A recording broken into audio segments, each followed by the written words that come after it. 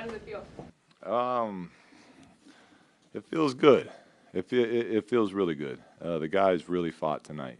A big part of what we're trying to do here is develop this identity, this culture that we keep using the word. And learning how to win games is part of figuring out who we are, and it's a skill at this level. And we did some things that could have cost us to win at the end of the game tonight. So obviously we can learn from that, and the fact we still got that win feels really good. But there's a lot to clean up. I was real proud of the way they accepted the challenge in the second half. We held them to 18 points in the fourth quarter. I think they had 22 transition points in the first half. We held them to 2 in the second half. That was one of our keys that we obviously didn't pay attention to in the first half that we locked in the second half. We knocked down free throws. So real proud that they stuck with it. Jordan Clarkson, I mean, the guy played 6 minutes in the first half. And everything we're trying to preach right now is it's not about individuals. It's about us as a team. And he was phenomenal. He didn't pout. He didn't complain. And when he got his minutes in the second half, he was probably the best player on the floor for us. So a lot of positives about that win tonight.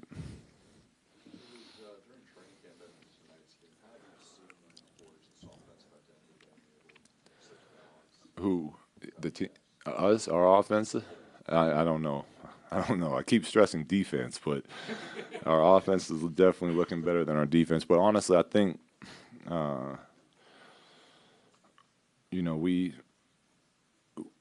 we put an emphasis on sharing the ball, just hitting the next open guy and not standing. And I know it sounds basic, but I think it's something that is hard to buy in, because if one guy is not doing it, then you don't want to give the ball up because you might not get it back. But as soon as multiple people can start buying in and the ball can move side to side, you're going to get good shots. And we had a lot of good shots that we took that we missed tonight.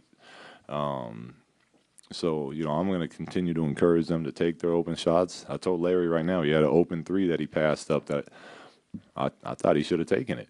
Honestly. But I think the reason the offense is clicking right now is because their willingness to share the ball.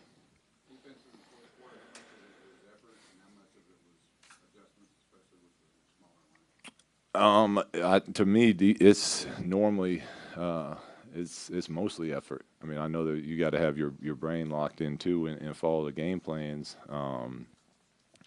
But we went smaller. Meta came in. I thought, even though he picked up a couple fouls that we didn't want him to pick up. So I think sometimes Meta forgets that the new NBA is a lot different than the NBA he grew up playing in. And what he was doing was fair play when he came in the league. But today's game, that's a foul. So he picked up a couple fouls. But what I really liked is he kind of helped set that tone. Like, that was when we were starting to pick it up defensively.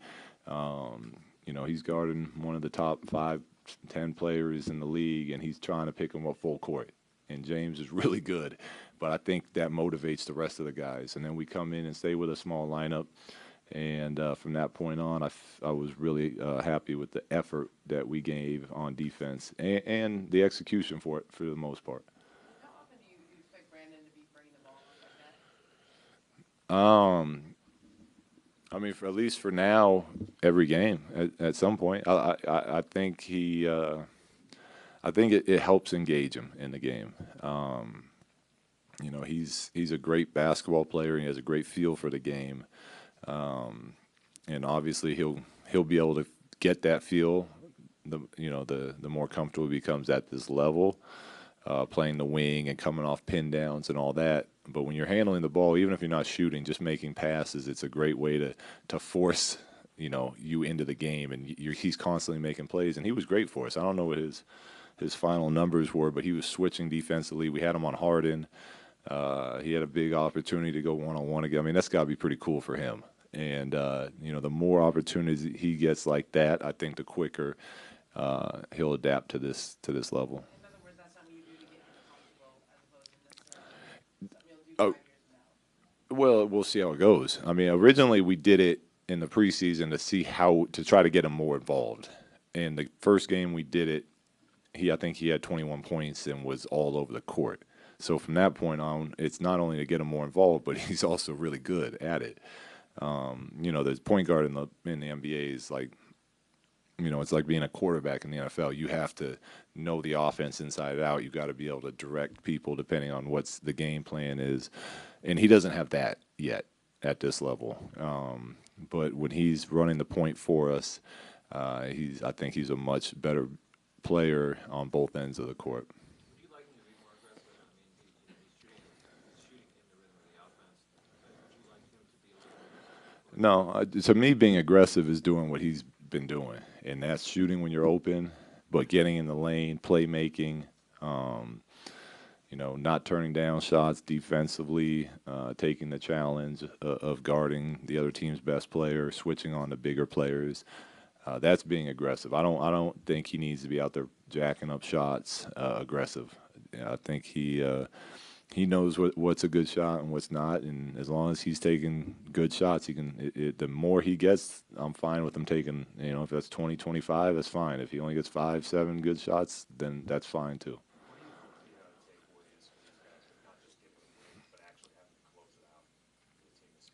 The confidence and belief they can do it. It's funny when you're on a winning team, you find ways to win. I mean, you can play a terrible game and you will find a way to win at the end. And when you're on a losing team, you'll play great all game and you'll find a way to lose. It's just the way it is in this league. I've been on both sides of that as a player. And for us right now, I think it's important that we really learn how to close games out and we become confident and comfortable in closing games out. And obviously, I think tonight it's a baby step. It's one game, but it's still a step in the right direction of where we're trying to be. What things would you like to be dealing with the rotation tonight? It's about to go on a trip now. How are you still piecing all that together and what worked well? I have no idea. I got to watch the tape. I think we played like 12 guys, and how many can you suit up? 13. And I was telling Thomas Robinson didn't play. I was telling Bishaw on the bench. I was like, find me a way to get Thomas in. I want Tom, and not because I wanted to play all 13, but because I wanted his energy out there in that type of game and the switching, and that's what he can dominate. So Bishaw failed with that, but we had a lot of different lineups going. JC got 2 early fouls, and it was, a team like Houston, you just can't stick to traditional stuff. I thought Mozgov was our best player in the first quarter, and he, how many minutes did he finish with? 22, and he was all over the place for us. He kind of kept us around early, but the game went away from that. So, I'll go back, watch the film, and kind of have a better understanding of what lineups looked good and what ones were struggling.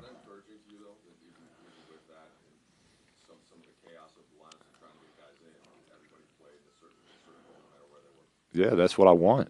That's what I want. I want the guys knowing it's, whether it's you playing 3 minutes, 5 minutes, 28 minutes, we all have a role on this team. And the ultimate goal is for our team to succeed.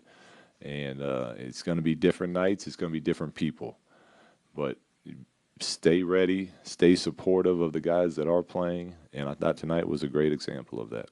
Take 2 more, guys. Given the team is in first place, are you going to send a message of encouragement maybe to Steve Kerr not to get together? No, I'm not. Steve's just fine. Steve's going to be just fine.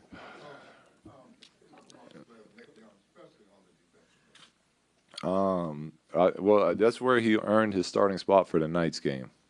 He's been great. I think I even saw him dive for a loose ball. I had to watch the tape. It might have been someone else, but I think it was Nick. He had a block shot from the weak side. James Harden obviously finished with 34 and 17, but that's what stars at this level do. All you can do is try to make it tough on them. That's it.